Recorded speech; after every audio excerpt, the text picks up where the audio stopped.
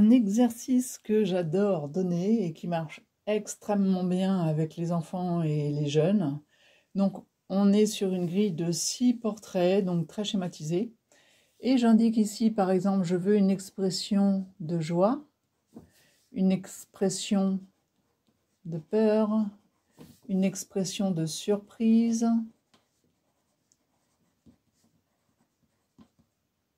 une expression de rire, une expression triste et une expression de fatigue.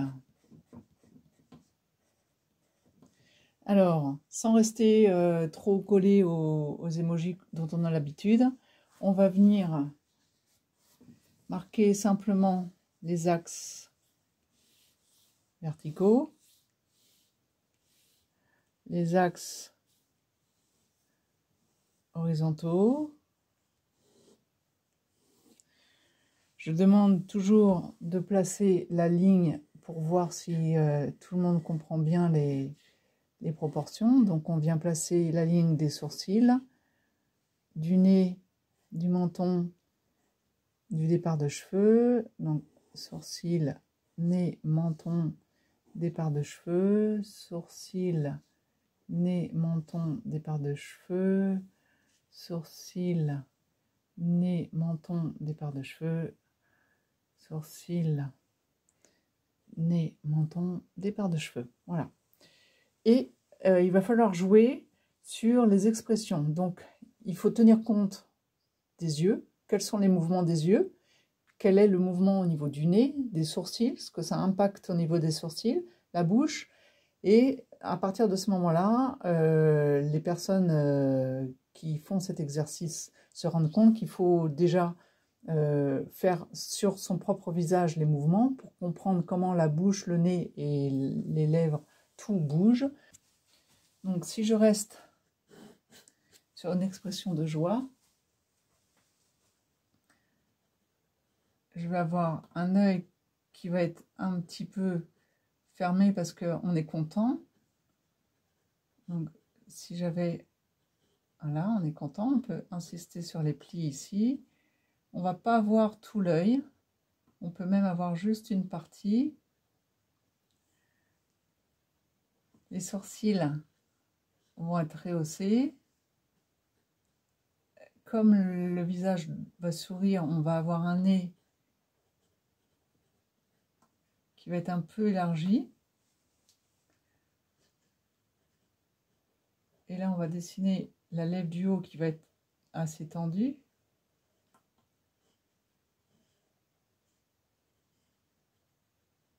On peut avoir les dents. Donc les dents au départ, on les marque simplement comme ça. Hein.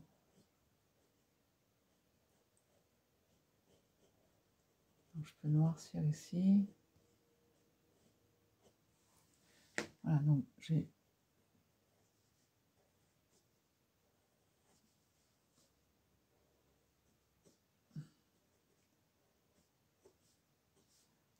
Voilà. Et ce qui peut être intéressant, donc pas besoin d'aller chercher la forme du visage, c'est juste les expressions. Ce qui va être intéressant, c'est les cheveux, c'est-à-dire que l'intention aussi peut aller dans les cheveux. Là, si j'ai une personne qui est plutôt dans l'aspect joie, les cheveux vont montrer que aussi, voilà, ça contribue à l'effet de joie. Alors, pour... la peur, si on observe la peur, il y a différents degrés, comme bien sûr, mais on va avoir des yeux assez ouverts devant ce qu'on voit ou ce qu'on entend. On va avoir une expression plutôt comme ça, et probablement on va voir tout l'iris. La pupille peut être un peu plus dilatée. Du coup, les sourcils vont être un peu plus hauts. Comme la bouche va être ouverte, probablement, le nez est fin. Et la bouche ouverte, comme ça va faire comme un O. Donc on va voir encore une fois les dents.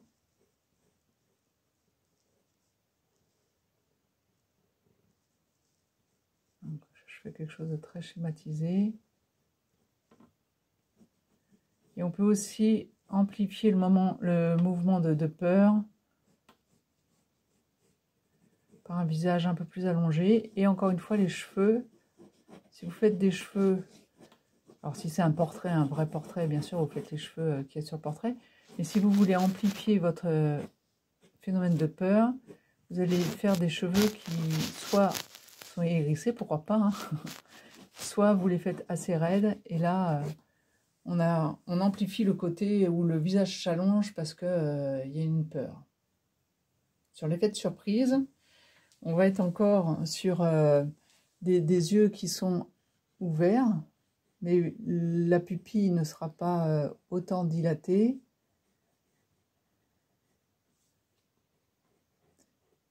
Et l'iris, on va voir quand même juste une partie de l'iris.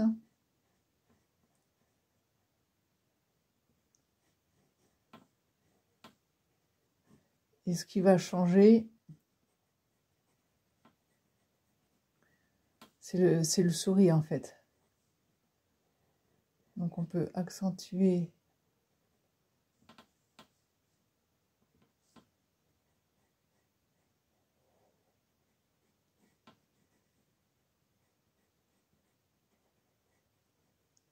bon là c'est une surprise joyeuse, hein, bien sûr.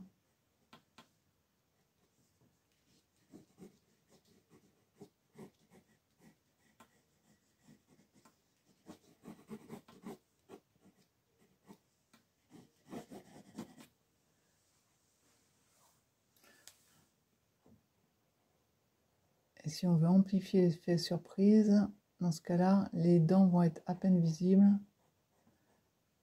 Parce que la bouche va être ouverte et on verra plus celle d'en bas. Waouh! Oh my god! Fatigue, j'ai oublié le E. Fatigue, on peut avoir une expression avec les yeux qui tombent un peu. Les yeux vont être plutôt sombres. Les sourcils tombants. Donc le nez restera à peu près ce qu'il est en forme générale. Et la bouche peut être voilà, un peu zigouigoui quoi. Oh là là, my god. Trop fatiguée, j'ai trop travaillé.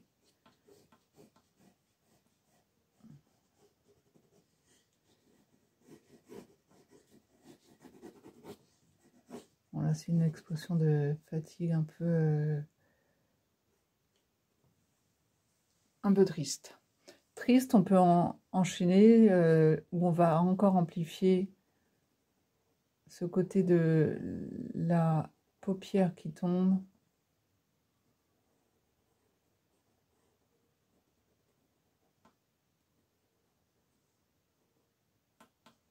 C'est un peu trop noir. Et là, la bouche n'est pas forcément ouverte, par contre elle va tomber un peu.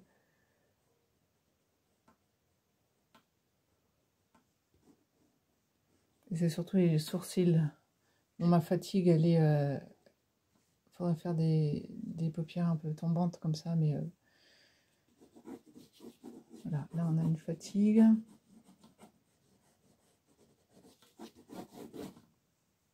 Et le rire.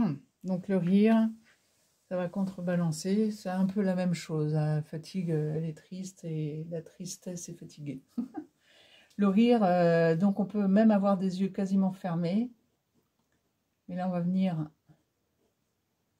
marquer les traits de joie. On va pas voir les yeux. Le nez va être assez dilaté parce que la bouche va être grande ouverte. Donc la bouche étirée, forcément, ça va donner ça.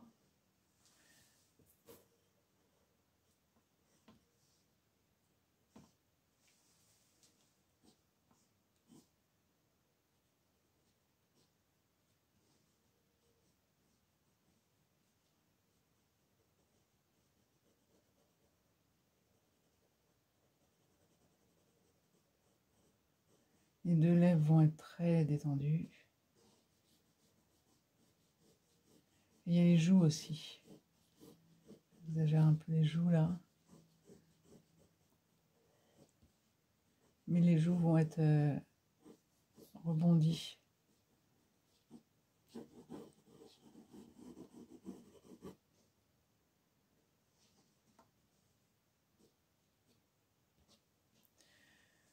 Voilà.